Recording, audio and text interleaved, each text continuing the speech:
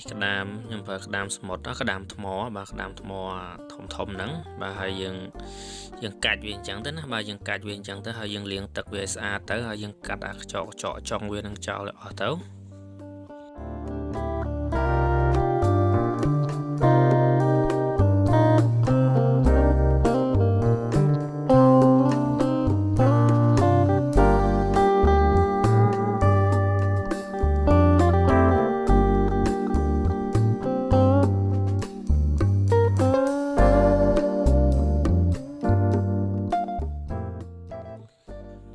បាទនេះមកសួរណាបងប្អូនបាទមកសួរណាយើងត្រាំទឹកវាទុនសិនបាទត្រាំទឹកឲ្យវាឡើងទុនអញ្ចឹងហើយយើងកាត់វាយ៉ាងខ្លីៗបន្តិចទៅណា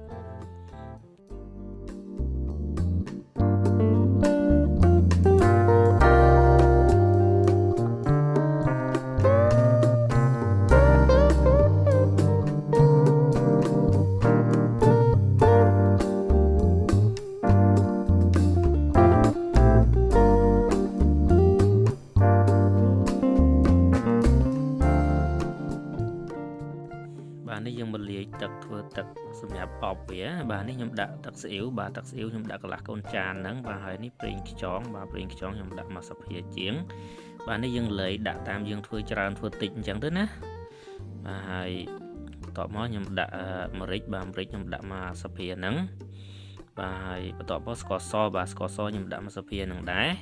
បាទហើយនេះស៊ីអ៊ីវខ្មៅបាទស៊ីអ៊ីវខ្មៅផ្អែមបាទយើងដាក់អាហ្នឹងបន្តិចមកអាហ្នឹងដើម្បីយើងយកពណ៌វាឲ្យវារៀងពណ៌រៀងខ្មៅបន្តិចអញ្ចឹងណាបាទហើយប៉ុណ្ណឹងមកយើងកូរវាទៅណាបាទកូរវាឲ្យវាចូលជាតិគ្នាល្អទៅ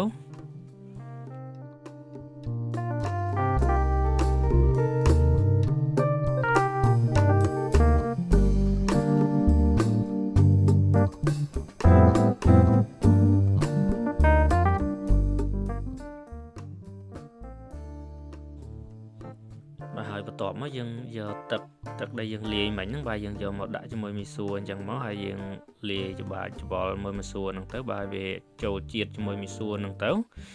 បាទហើយបន្ទាប់មកនេះយើងដាក់ខ្ទះដើម្បីរៀបចំ steam វាបាទខ្ញុំដាក់ខ្លាញ់ប្រេងឆាចូលបាទបន្ទាប់មកខ្ទឹមសបាទខ្ទឹមសហ្នឹងយើងបកសបកវាចេញវាយវារៀងបែកបន្តិចទៅណាបាទហើយបាទហ្នឹងហើយបន្ទាប់មកខ្ញុំដាក់ចូលបាទដាក់គល់ជីវ៉ាន់ស៊ុយបាទគល់ជីវ៉ាន់ស៊ុយដាក់ចូលបន្តិចទៅវារៀងឈ្ងុយបាទខ្ញីហើយនោះខ្ញីបាទខ្ញីយើងហាន់វាផ្ទះអញ្ចឹងទៅណាបាទហើយបន្ទាប់មកគល់ស្លឹកខ្ទឹមហើយនឹងខ្ទឹមក្រហមបាទយើងដាក់ប៉ុណ្ណឹងទៅហើយកូរវាឡើងឈ្ងុយសិនណាបាទវាឡើងឈ្ងុយហើយចាំយើងដាក់ក្តាមចូល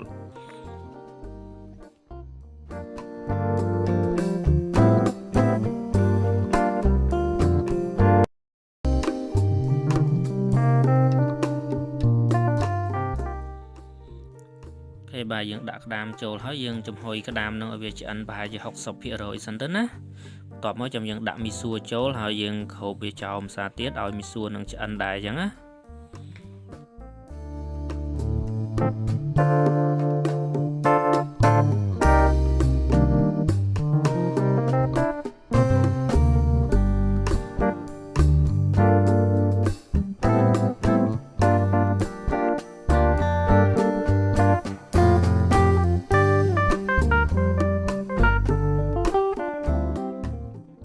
បាទហើយនេះឆ្អិនហើយបាទបន្ទាប់មកខ្ញុំដាក់ Chinese celery បាទដាក់ Chinese celery ចូលទៅហើយយើងកូរវាជាមួយនឹងម្សៅហើយនឹងក្តាមហ្នឹងឲ្យវារៀងចូលជាតិគ្នាបន្តិចទៅណាបាទតែប៉ុណ្្នឹងឯងរួចរាល់ណាបងប្អូនប៉ុណ្្នឹងឯងឆ្អិនហើយសម្រាប់ម្សៅអបជាមួយនឹងក្តាមថ្មបាទសាកមើលទៅបាទឆ្ងាញ់អូខេអរគុណច្រើនសម្រាប់ការទស្សនាហើយបើចូលចិត្តសូមកុំភ្លេចចុច like ចុច subscribe ឬចុច share ផងដើម្បីទទួលបានវីដេអូថ្មីៗគ្រប់ពេលដែលខ្ញុំអាប់ឡូតចូលអញ្ចឹងណា